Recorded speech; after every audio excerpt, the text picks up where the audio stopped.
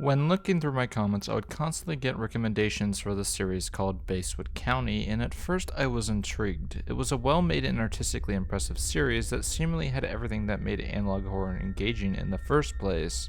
However, despite Basswood County getting almost every single aspect of analog horror correct, it still ends up failing and becomes a monotonous experience. So let me explain why.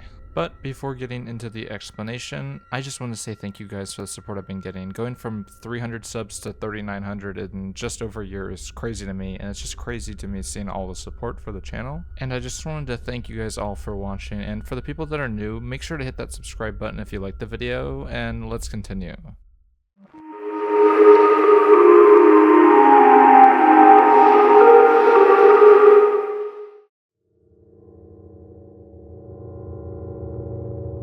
Basswood County follows a group of humanoid mimics, called humanoids, that start picking off people one by one. After killing their target, they will begin to mimic their victim, but it distorts the body into a horrific amalgamation that doesn't even look remotely human, once again playing off the uncanny valley started by shows like the Mandela Catalog. And the creatures that are created by these humanoids look quite good, and honestly it was pretty off-putting to me in the first place. It gave me a really strong Trevor Henderson vibe to it. And for those who don't already know, Trevor Henderson is known for creating things like the Siren Head and the Cartoon Cat characters, and are known for their weird VHS lost footage style that analog horror has really been a close replicant to. A lot of the series seem to follow his style. Urban Spook is another one that really does. And this series uses a very similar technique of combining real images with horrific humanoid amalgamations, but while the art itself is incredibly interesting and well done, the story just isn't. I already talked about it in depth last week, but I've just gotten so tired of the mimic trope that seems to have flooded analog horror, and this is no exception. There needs to be something else to make it interesting, and the story just doesn't do it. In fact, I would say the story is so insanely close to the Mandela Catalog that I'm genuinely surprised when I see people say it's one of the most original ones out there. And while the artwork that is on display here is genuinely outstanding, it once again is the same exact stretched out face trope that we've seen hundreds of times now, and I discussed at length last week. And it sucks because there are parts of this where the scares are genuinely effective, such as in the episode Before You Sleep, when what appears to be the Basswood County killer appears on screen with the text asking if we are still awake. It's genuinely somewhat startling and works quite well, but the rest of the episode is exactly the same as what we saw in the Mandela Catalog. And that is not to say that this is some sort of ripoff of the Mandela Catalog, which I've seen get thrown around about this series constantly. It's not. I would honestly just say it's heavily inspired in the same way something like Sonic.uax is to Sonic.exe, where they follow a lot of the plot elements and use similar scare tactics, but are fundamentally different presentations from one another. Honestly, I would put it more into just an inspiration type of deal. It's not really a ripoff of more than anything. It can also even be considered almost a pseudo remake. But what really hurts Basswood County compared to something like Sonic.uax is that Sonic.exe is terribly made, while the Mandela Catalog is widely regarded as one of the best things that analog horror has to offer. Because of that, with the weaker storytelling and presentation, what really is the point of watching Basswood County over the Mandela Catalog? I mean, really think about it. If I want to watch a story about a town slowly being taken over by mimic demons, then I would watch the Mandela Catalog, as the story, while convoluted at points, has much more going on and has a cohesive narrative to follow. And that leads into one of my main grievances with Basswood County: the narrative itself. The narrative in this series is close to non-existent, as there's almost no main characters to follow within it. It's just a loose telling of these humanoids as they attack and kill people in this town, but there once again is no one to care about. And I remember underneath my Urban Spook video that some people were saying, for example, that it's not a true narrative because it's trying to be realistic, but I don't think people really understand is that for a film or television show to be truly engaging entertainment, which ultimately is the purpose of the medium, then it has to craft a narrative. Even in films like documentaries, which are supposed to be a true display of humankind and nature, and trying to stay as unbiased as possible, create a narrative as well. You have got to tell your story in a way that's truly engaging for the people who are viewing it. Telling a story where nothing happens and it is a never-ending loop of people finding the humanoids and getting killed by them isn't interesting nor entertaining. It's just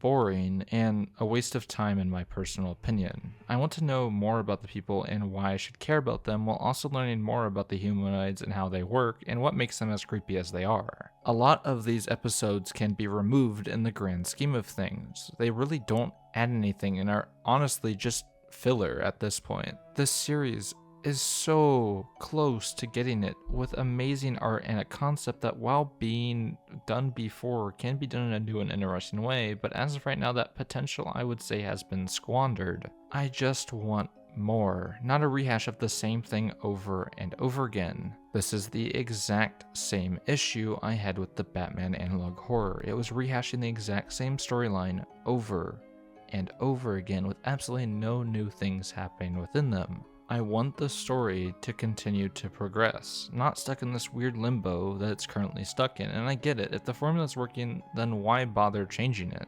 But when you use the exact same formula over and over again, it gets tiring and uninteresting really fast, and I truly mean that. While the story is seeing success as of right now, if the story doesn't innovate anymore and just stays completely stagnant as has been in their most recent upload, then interest around it will just fade out with time as people get bored of the concept. This is why a cohesive and intriguing narrative is so important, and what I think really sets apart the best analog horrors from the other ones. Because while I see extreme talent on display within the series, it's still just 70% of the way there. It needs the extra 30% in order to get fully to where it should be, and if it really put in the extra effort, it could be better than the Mandela catalog, but as of right now, it's just not there yet. Honestly, while watching the series, it left me confused at multiple points on what exactly was going on and what I should be caring about, as there really wasn't anything to truly follow. Like, we have the guy who is experiencing Andy, the humanoid who follows him around, who I think is quite startling in appearance, but I know others don't, but that's just me. But that's really the only semblance of a story that is on display here. However, I do feel like this series does have a lot of unfortunate hate getting thrown towards it, as people think it's just a ripoff of the Mandela catalog and another example of stretched face equals scary, and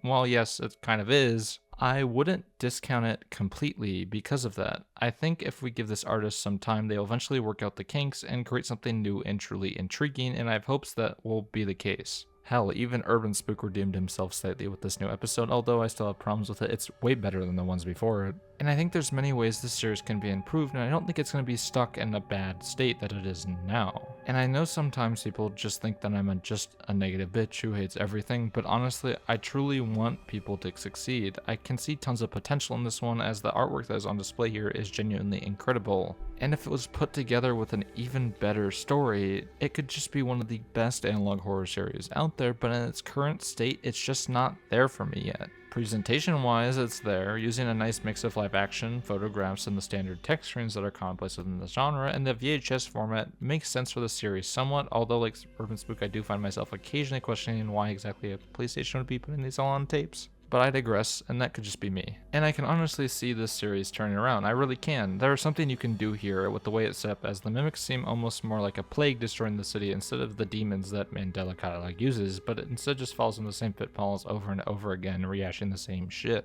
It just gets boring after the first 3 episodes and made it tough for me to keep going through, as while I found the artwork really interesting and different, it couldn't save the lack of a cohesive narrative. The plot here is paper thin. There's nothing truly interesting going on, and if that was fixed, we would have something much more interesting. The series really exemplifies my point in my last video that originality is extremely important, and seems to have somewhat been forgotten in analog horrors. Every single thing seems to want to try and be the next Mandela catalog, which sucks. I think if we had more intriguing ideas, we would see this format start to skyrocket, but we just aren't there yet. And instead, people would just rather fall into the same spiral of unoriginality and monotony that creepypastas went down as well.